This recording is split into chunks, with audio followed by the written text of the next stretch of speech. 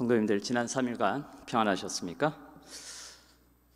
오늘은 크리스마스 이브입니다. 크리스마스의 기원은 AD 4세기로 거슬러 올라갑니다. 예수님께서 승천하신 후에 마가의 다락방에 모인 제자들에게 성령의 충만한 역사가 일어나면서 기독교 역사가 시작됩니다. 복음이 전파되면서 예수를 따르는 무리들이 곳곳에서 생겨납니다. 복음은 로마에까지 이르게 되었고 그곳에도 그리스도인들이 나타나게 되었습니다. 당시 태양신을 숭배하던 로마는 기독교 확산을 체제의 위협으로 간주하게 되고 기독교인들을 무참히 박해하기 시작합니다. 그러나 기독교인들은 신앙의 순결을 지켜나갔고 핍박 정책에 실패한 로마는 기독교를 공인하게 되죠. 이때 태양신 미스라를 섬기던 콘스탄티누스 황제는 기독교로 개종하게 됩니다. 이후 로마의 국교는 태양신에서 기독교로 바뀌게 되었고 로마 교회는 지위가 격상되면서 기독교의 강적이었던 미트라교를 강력히 견제하기 시작합니다. 그리고 그들의 축제일을 이용해서 로마인들을 기독교 안으로 끌어들이는 측면들을 고심하게 됩니다. 당시 미트라 숭배가 광범위하게 대중에게 영향을 미치고 있었기 때문에 로마 교회는 그 풍습을 억압하는 대신 동화시키는 방법을 동원하게 됩니다. 그것이 12월 25일 태양신 탄생일과 그리스도의 탄생일을 동일하게 만들어 축하하는 일이었습니다. 그러므로 크리스마스는 태양신을 숭배하는 이교도의 풍습에서 유래되었다고 할 수 있습니다. 크리스마스를 지키는 것은 하나님께서 지시하신 명령도 아니고 더더구나 신약 성경에 기원한 것도 아닙니다. 그러하기에 우리는 세상 사람들처럼 크리스마스 축제의 분위기에 휩싸일 필요도 없고 그럴 이유도 없습니다. 하지만 비록 예수님께서 이 날에 탄생하지는 않으셨지만 이러할 때에 예수께서 이 땅에 오신 이유, 오신 의미에 대해서 생각해 보는 것은 의미가 있다고 생각되어집니다. 그래서 저는 오늘 이 시간 예수께서 이 땅에 오신 참된 의미라는 제목으로 말씀을 전하겠습니다. 다 함께 누가복음 2장 11절로 14절을 읽도록 하겠습니다. 시작. 오늘 다윗의 동네에 너희를 위하여 구주가 나셨으니 곧 그리스도 주시니라. 너희가 가서 강보에 쌓여 구유에 있는 아기를 보리니 이것이 너희에게 표적이니라 하더니 호련히 수많은 천군이 그 천사들과 함께 하나님을 찬송하여 이르되 지극히 높은 곳에서는 하나님께 영광이요 땅에서는 하나님이 기뻐하신 사람들 중에 평화로다 하니라. 이 본문의 말씀을 통해서 예수님께서 이 땅에서 탄생하시는 과정과 그리고 그 가운데 역사하시는 하나님의 인도하심, 그 가운데 작용하고 있는 하나님의 귀하신 섭리를 생각해 보도록 하겠습니다. 2장 4절로 가서 다시 이 말씀을 좀 보면 요셉도 다윗의 집 족속이므로 갈릴리 나사렛 동네에서 유대를 향하여 베들레헴이라 하는 다윗의 동네로 그 약혼한 마리아와 함께 호적하러 올라가니 마리아가 이미 잉태하였더라 라고 기록하고 있습니다. 이 말씀 속에서 우리는 몇 가지를 좀 생각해 보게 됩니다. 첫 번째는 하나님께서 굳이 요셉과 마리아가 그 힘든 길을 가도록 하셔야만 했는가라는 것입니다. 그 힘든 베들레헴으로 가도록 인도하셔야만 했는가라는 것입니다. 본문 당시 요셉과 마리아는 갈릴리 나사렛에서 살았다는 것을 잘 알고 있습니다. 그런데 어느 날 로마의 황제 가이사 아구스도가 로마령에 속한 모든 백성에게 호적할 것을 명령합니다. 당시 로마는 워낙 넓은 영토를 차지하고 있었기 때문에 그들 영토에 속한 모든 사람이 호적을 하도록 하죠. 왜냐하면 세금을 원만히 거치게 하고 그리고 인구를 보다 정확하게 파악하기 위함이었습니다. 그래서 로마 황제는 로마령에 속한 모든 사람들에게 그들의 본적으로 돌아가서 새롭게 호적하라고 명령하는 것입니다. 그 명령은 로마령에 속한 요셉과 마리아가 살고 있는 갈릴리 나사렛에서도 이루고 있었다라는 것입니다. 요셉과 마리아는 다윗의 혈통이었기 때문에 그들의 본적인 베들레헴까지 올라가야 하는 상황이 되었습니다. 그래서 나사렛에서 그들의 본적이 있는 다윗의 혈통으로서 베들레헴까지 먼 여행을 시작하게 되는 것입니다. 그 거리는 약 150km 정도 된다라고 합니다. 서울에서 대전까지의 거리 정도라고 생각되어집니다. 한번 여러분 상상해 보십시오. 임신 9개월이 넘은 만삭인 마리아가 물론 남편이 동행한다고 하지만 그 먼 곳을 여행한다는 것이 상상이나 가십니까? 과연 그 여행길이 쉬운 길이었을까요? 오늘날처럼 차가 있었다면 별 문제가 되지 않았겠죠. 하지만 대부분 걸어서 여행했던 당시 만삭의 여인이 그 먼 거리 150km에 이르는 그 먼 거리를 걸어서 혹은 낙타를 타고 간다는 것은 대단히 힘들고 위험한 일이었다라는 것입니다. 당시 노약자들은 낙타를 타는 것이 왕왕 있는 일이었다고 하지만 만삭이었던 이 여인이 낙타나 나귀를 타고 갔을지는 잘 모르겠습니다. 그래서 이들 부부에게 갈릴리 나사렛에서 그 먼 베들레헴까지 이동하는 것은 매우 힘들고 대단히 위험한 일로 간주되는 것이죠. 혹 여러분이 이와 같은 상황이라면 그 위험한 길을 가시겠습니까? 베들레헴 에브라다야, 너는 유다 족속 중에 작을지라도 이스라엘을 다스릴 자가 내게로 나올 것이라. 그의 근본은 상고의 영원에 있느니라. 이 말씀을 보면 요셉과 마리아가 베들레헴으로 가야 하는 것은 하나님께서 그 길을 가도록 이미 작정하셨기 때문입니다. 물론 가이사 아구스도가 호정력을 내린 것도 하나님의 주권 아래 나타나는 역사의 일부분에 불과합니다. 그럼에도 불구하고 하나님은 요셉과 마리아에게 그 힘든 길을 꼭 가도록 이끄셔야만 했는가라고 우리는 반문을 가져볼 법한 것입니다. 이왕이면 예수를 요셉과 마리아가 살던 갈릴리 나사렛에 탄생하게 하실 수는 없으셨을까? 어떻게 이 가정에게 이 힘든 길을 가도록 허락하시는가 생각하게 됩니다. 또 하나는 이 말씀 속에서 우리는 이 요셉과 마리아가 매우 힘든 환경에 놓여졌다라는 것을 생각해 보게 됩니다. 첫 아들을 낳아 강보로 싸서 구유에 뉘었으니 이는 여간에 있을 곳이 없음이러라. 하나님께서 요셉과 마리아 그리고 그 태어나는 아기 예수에게 더 나은 쾌적한 환경을 제공해 주실 수 없었을까? 온 우주를 통치하시는 하나님이시라면 그 약속된 메시아가 태어나는 이 가정에 좀 더 안전하고 쾌적한, 좀 더 나은 환경을 제공해 주실 수 없었을까? 우리는 생각해 보게 됩니다.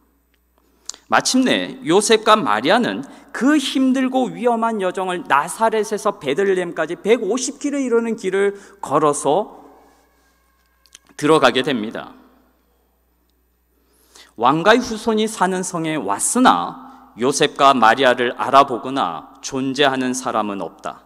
그들은 피곤하고 쉴 곳 없어 성문에서부터 성 동편 끝까지 좁은 길을 모두 헤매며 그날 밤을 위한 휴식처를 찾으나 얻지 못한다. 그들은 마침내 가축들이 거하는 거친 가옥에 쉴 자리를 발견한다. 그리하여 이곳에서 세상의 구주께서 탄생하신다. 예수님께서 이 힘든 환경에서 태어나십니다. 하지만 놀랍게도 예수님이 태어나신 곳은 여간이나 안락한 집이 아니었다라는 것입니다. 우주의 왕으로서 존경받으시는 예수께서 이 땅의 구원자로 메시아로 임하셨는데 그분이 임하신 그 태어나신 곳은 여간이나 안락한 집이 아니었다라는 것이죠. 말과 소가 사는 마구간에서 태어나셨다라는 것입니다. 깨끗한 방이 아니라 가축들의 먹이통인 구유에 누이주셨습니다. 오늘날 아기가 태어나면 얼마나 쾌적하고 얼마나 깨끗하고 얼마나 안락한 환경을 부모와 온 가족들이 제공하기 위해서 최선의 노력을 다하고 있습니까? 오늘날 아기가 태어나면 가족들이 아기와 산모를 얼마나 지극정성으로 돌보고 있습니까?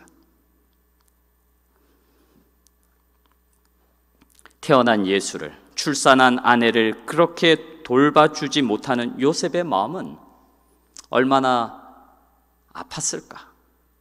얼마나 힘들었을까?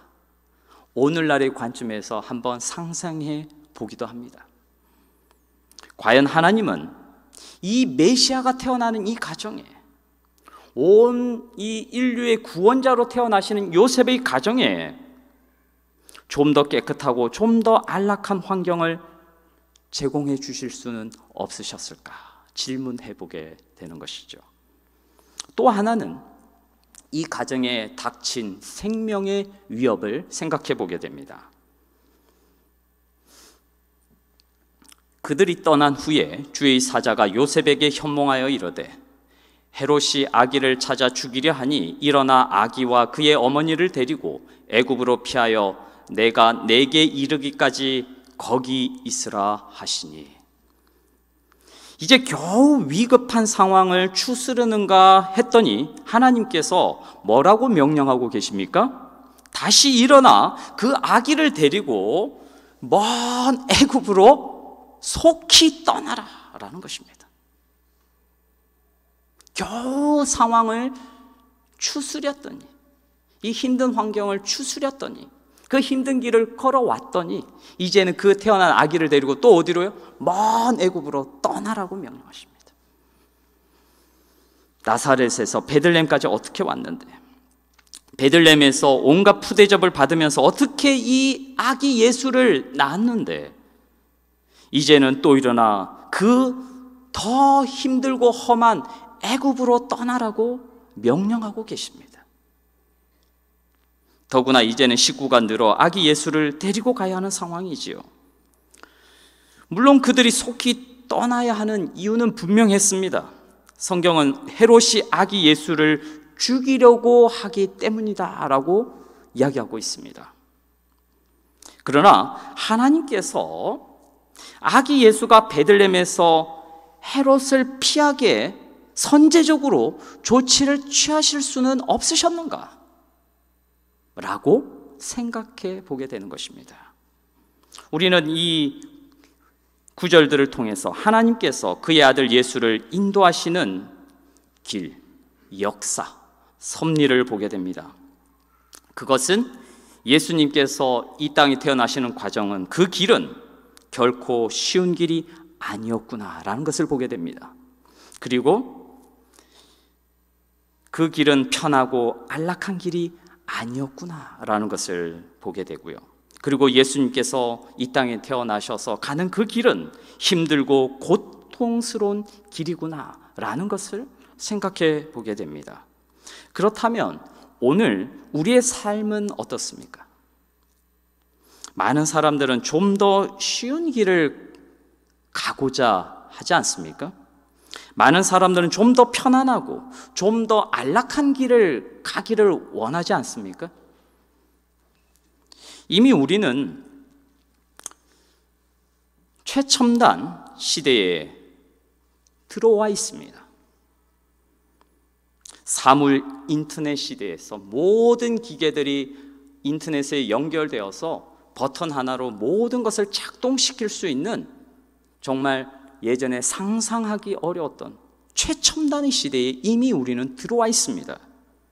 이제는 우리는 자동차를 목적지를 그 내비게이션에 기입하기만 하면 자동차가 알아서 목적지까지 데려다 주는 시대로 이미 우리는 진입하고 있습니다. 자율주행차 시대에 이미 도래하고 있습니다. 이제 어쩌면 여러분 한강에 나가셔서 드론 택시를 타고 여러분이 원하는 서울 곳곳을 가실 수 있는 시대가 몇 년 안에 도래할 것이라고 생각을 합니다. 드론 택시, 실제적으로 지금 곳곳에서 비행 시험을 하고 있지 않습니까? 오늘날 많은 사람들은 좀 더 쉽고 좀 더 편한 삶을 목말라하고 그 길을 가속화시키고 있습니다. 그렇다고 편한 것이 나쁜 것은 결코 아니죠. 그러나 그 편안함 속에, 안락함 속에 소중한 것을 포기해버리고 내어주고 잃어버린다면 그 편안함과 안락함이 심각한 문제로 우리에게 다가오게 될 것입니다. 요즘 젊은이들이 직장을 못 구해서 어려움을 겪습니다.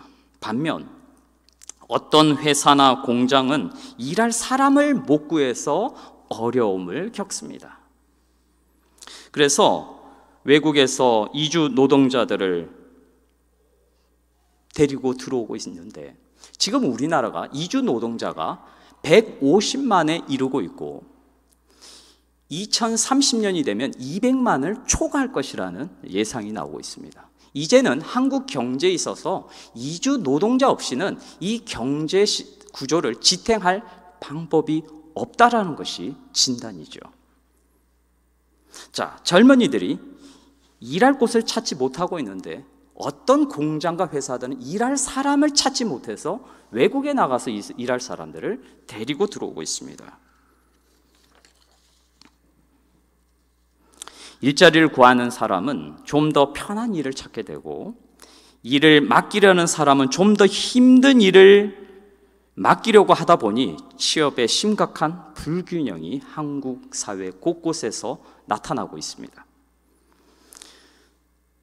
하나님은 그의 아들 예수를 이 땅에 오게 하실 때 쉽고 편한 길로 인도하실 수 있으셨으나 그 길을 허락하지 않으셨습니다.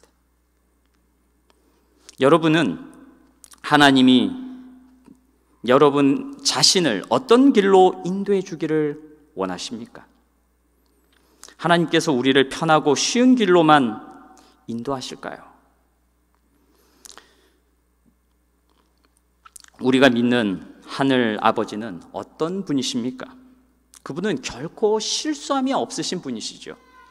인자와 사랑과 온유와 긍휼과 자비가 풍성하신 우리의 필요를 채워주시는 헤세드의 하나님이시지 않습니까? 그래서 그분은 우리를 가장 안전하고 가장 아름답고 가장 복되고 최고의 결과로 이끄시는 분이심을 저희는 믿지 않습니까? 그러나 그 길이 때로는 이 땅에서 우리의 눈으로 짧은 시각으로 볼 때에는 항상 편안하고 쉽고 안전한 길로만 인도하는 것은 아니라는 것입니다. 여러분은 2024년 한 해를 어떻게 보내셨습니까? 한 해 동안 하나님의 어떠한 인도하심을 경험하셨습니까? 쉽고 편한 길을 걸으셨습니까? 어렵고 곤란한 길을 더 많이 걸으셨습니까? 쉽고 편한 길이 아니어서 하나님을 원망하는 시간을 보내셨습니까? 어렵고 힘든 일 때문에 하나님께 불평한 적은 없으십니까? 아니면 정말 감사와 찬양의 한 해로 보내셨습니까? 요셉도 이와 같은 방법으로 마리아와 아기를 데리고 애굽으로 도망가라는 경고를 받았다. 천사는 헤롯이 아기를 찾아 죽이려 하니 내가 내게 이르기까지 거기 있으라고 말하였다. 요셉은 지체하지 않고 순종하여 더욱 안전한 곳을 향하여 밤중에 길을 떠났다. 요셉과 마리아는 아기 예수를 데리고 베들레헴을 벗어나 속히 애굽으로 떠나라는 경고를 받았습니다. 하나님을 믿는 자녀라고 해서 늘 안전하고 평탄한 길만을 걷지는 않는다라는 것입니다. 비록 그리스도인이라 할지라도 사망의 음침한 골짜기와 같은 길을 걸어갈 때도 하나님의 섭리 속에 그 길이 열릴 때도 있다라는 것입니다. 여러분은 올 한 해 인생길이 힘드셨습니까? 이제 한 해를 마무리하면서 요셉의 가정을 애굽으로 인도하신 하나님의 섭리를 우리가 이 한 해를 마무리하는 이쯤에서 기억하고 생각하는 연말의 시간으로 보내면 좋겠습니다. 여러분은 올 한 해의 인생길이 피곤하여 지치십니까? 이제 한 해를 마무리하면서 요셉의 가정, 아기 예수와 친히 동행하신 하나님이 여러분과 함께 동행하고 있음을 이 연말에 잊지 않고 기억하는 시간으로 보내시면 좋겠습니다. 이제는 아기 예수를 환영하는 목자들에 대해서 잠시 살펴보겠습니다. 누가복음 2장 12절입니다. 너희가 가서 강보에 쌓여 구에 누워 있는 아기를 보리니 이것이 너희에게 표적이니라 하더니, 베들레헴에서 밤을 지새고 있던 목자들에게 천사가 나타났습니다. 천사는 목자들이 가서 강보에 쌓여있는 아기 예수를 볼 것이라고 말했습니다. 그런데 이 말씀을 우리가 보면 그 인류를 구원하실 메시아가 태어나시는데 그분의 모습은 너무나 연약하고 보잘것없고 초라할 것이었죠. 세상 역사를 바꿀 왕으로서는 너무나 빈약한 모습일 것이었죠. 그곳은 화려한 왕궁도 부자의 안락한 자택도 아닌 마구간이었기 때문입니다. 과연 마구간에 태어난 아기 예수를 보고 세상 사람들은 어떤 매력을 느낄 수 있었을까? 한 연구기관에 의하면 평균 이상으로 잘생긴 사람이 더 높은 자리로 올라갈 확률이 3% 정도 높다고 합니다. 우리나라 사람들은 외모가 대학 학위만큼 취업을 하는데 중요하다고 생각을 합니다. 우리나라 공무원 10명 중 9명은 외모가 승진이나 사회생활에 영향을 미친다고 답을 했습니다. 겨울 방학이 되면 대학 진학을 앞둔 고3 학생들이 성형외과를 찾는다라는 것은 잘 알려진 사실입니다. 이처럼 세상은 예쁘고 잘생긴 데에 매력을 느끼죠. 세상은 화려하고 아름다운 것에 매력을 느낍니다. 세상은 눈에 보이는 것에 매력을 느낍니다. 그렇다면 여러분이 신앙에서 느끼는 매력은 무엇입니까? 말로 전달되어지는 설교보다 화려한 화면으로 전달되는 한 편의 영화가 더 매력적이지는 않습니까? 단조롭게 부르는 찬미보다 화려한 악기와 반주로 부르는 대중가요가 더 매력적이지는 않습니까? 안식일을 이야기하는 검소한 사람보다 실력 있는 화려한 사람들이 더 매력적으로 다가오지는 않으십니까? 신앙을 외관으로만 바라보면 정말 매력이 없어 보입니다. 오히려 앞길을 가로막는 장애물처럼 느껴질 때도 있습니다. 학교에서 학생들과 신앙적 이야기를 나누다 보면 이 재림교회에 대한 그들의 어떠한 느낌, 그리고 그들의 이해를 들을 때가 있습니다. 그들은 재림교회가 여러모로 참 굉장히 좋은 교회인 것 같으나 아쉬운 점이 있는데 너무 하지 말라는 것들이 많다라고 이야기를 합니다. 재림교단에 속해 있는 삼육대학교에서 허용하는 것보다 허용하지 않는 것이 더 많은 것 같다. 이렇게 불평 아닌 불평을 편한 분위기 속에서 이야기할 때가 있습니다. 식당에 가면 선택할 수 있는 음식 메뉴가 너무 적다라고 불평을 합니다. 그리고 우리가 너무나 잘 아는 것이죠. 고기를 판매하지 않는 것, 그리고 음주, 흡연을 금지하는 것. 물론 일반 캠퍼스도 마찬가지입니다만 음식과 음료에 가리는 것이 많아서 선택할 수 있는 것이 많지 않다라고 이야기를 합니다.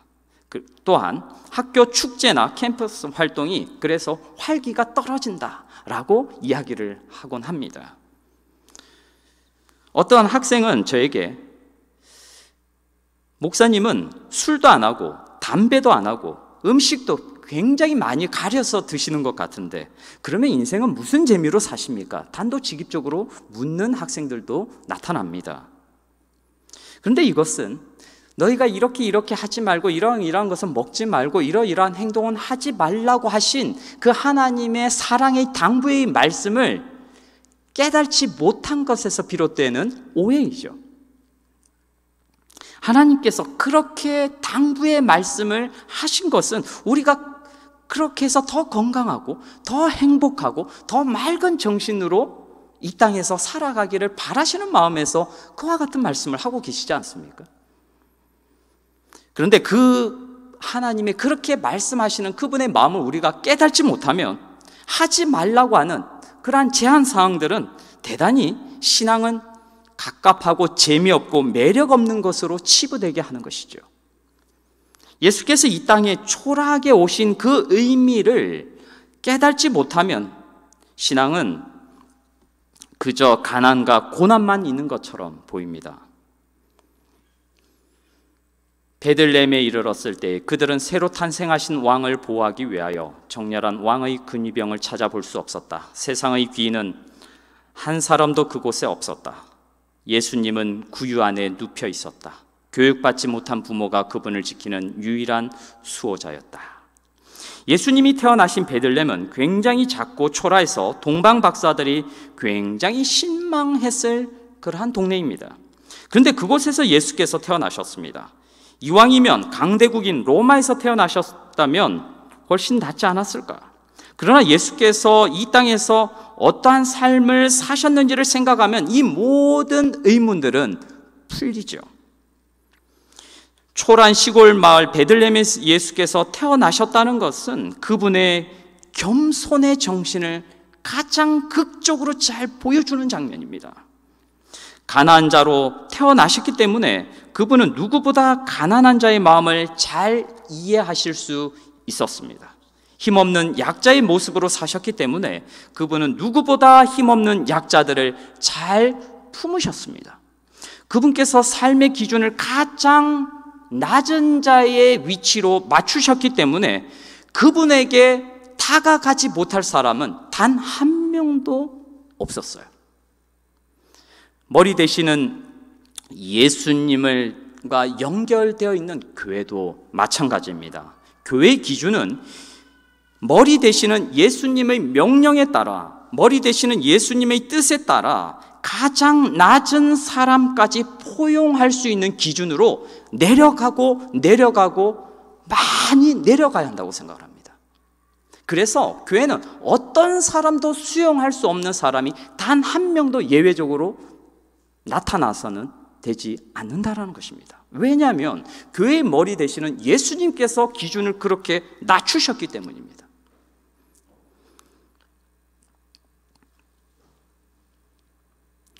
호련히 수많은 천군이 그 천사들과 함께 하나님을 찬송하여 이르되 지극히 높은 곳에서는 하나님께 영광이요 땅에서는 하나님이 기뻐하신 사람들 중에 평화로다 하니라. 천사로부터 강보에 쌓인 예수를 볼 것이라는 말을 들었을 때 목자들은 무엇을 느꼈을까요? 실망하지 않았을까요? 메시아가 강보에 쌓여서 태어나신다고 하니까요. 그러나 그때 베들레헴 상궁에는 헤아릴 수 없는 수많은 천사들이 나타났습니다. 하나님은 목자들이 구유에 누워있는 초라한 아기 예수를 보러 가기 전에 영광스러운 수많은 천사들의 무리를 그들에게 먼저 보여주셨습니다. 구유에는 구주를 환영하는 세상의 인파가 없었지만 온 우주의 관심이 그곳으로 집중되고 있음을 하나님은 목자들에게 먼저 보여주셨음을 우리는 기억할 필요가 있습니다. 신앙은 바로 이와 같은 것을 볼 수 있느냐가 매우 중요합니다. 즉, 이 땅만이 아닌, 보이는 화려한 것만이 아닌 하늘에서 무슨 일이 일어나고 있고 하늘에서 어디에 관심을 기울이고 있는가를 우리가 보이는 화려한 이면의 세계로 믿음의 눈으로 바라볼 수 있느냐의 싸움의 문제라는 것입니다. 그것을 볼 수 있을 때 신앙은 참으로 아름답고 매력적으로 우리에게 다가오고 신앙의 기쁨이 차고 넘치게 될 것입니다. 예수님은 우리를 구원하기 위해 이 땅에 오셨습니다. 그래서 인자와 사랑과 온유와 자비, 사랑을 풍성히 보여주셨습니다. 그 사랑과 구원을 풍성히 체험하면서 살아야 합니다. 그 경험이 내세로의 구원에 대한 확신으로 가게 이끌 것입니다. 현세에서의 구원, 그리고 그 체험을, 현세에서의 구원을 체험한 것을 통해서 내세로의 구원에 대한 확신, 그 사이에서의 헤세드의 사랑을 풍성하게 경험하는 것이 진정한 신앙의 매력이지 않을까 생각하게 됩니다. 그렇다면 어떤 사람에게 이와 같은 예수의 그 사랑이, 그 신앙의 아름다운 매력이 나타나게 될까요? 목자 같은 사람에게 신앙의 아름다운 매력이, 신앙의 복된 소식이, 예수님의 그 풍성하신 사랑이 나타납니다. 어떤 사람들에게요? 목자와 같은 사람들에게요. 목자들에게 예수님의 이 복된 소식이 들려지지 않습니까? 예수가 탄생할 당시 이스라엘 백성들은 부당한 세금을 내지 않기 위해서 호적하는 일에 혼을 뺏기고 있었습니다. 너무나 바빴죠. 베들레헴도 바빴습니다. 고향으로 돌아오는 사람들 때문에 터미널도 바빴고 식당도 바빴고 여관도 바빠서 심지어 예수님이 태어날 공간도 없었습니다.